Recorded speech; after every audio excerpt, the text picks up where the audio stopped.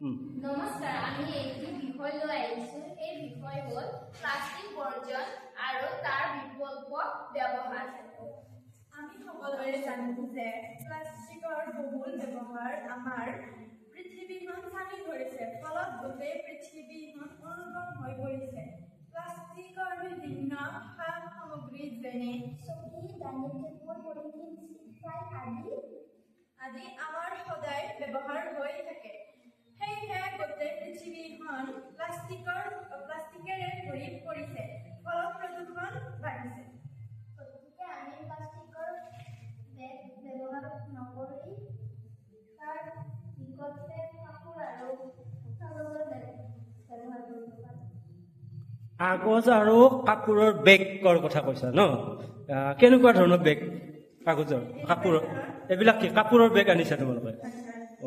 আৰু কাগজৰ কি কথা কৈছা? কাগজৰ এনেকুৱা ধৰণৰ বেগ। আৰু আমি দেখা পাওঁ, তোমালোকে ইয়াতে লগতে আৰু এটা কথা ক'বা, আমি দেখা পাওঁ নহয় এই দোকানত পলিথিন বিলাক দিয়ে, তাৰ পৰিৱৰ্তে তোমালোকে কি বিচাৰা? আমি তাৰ পৰিৱৰ্তে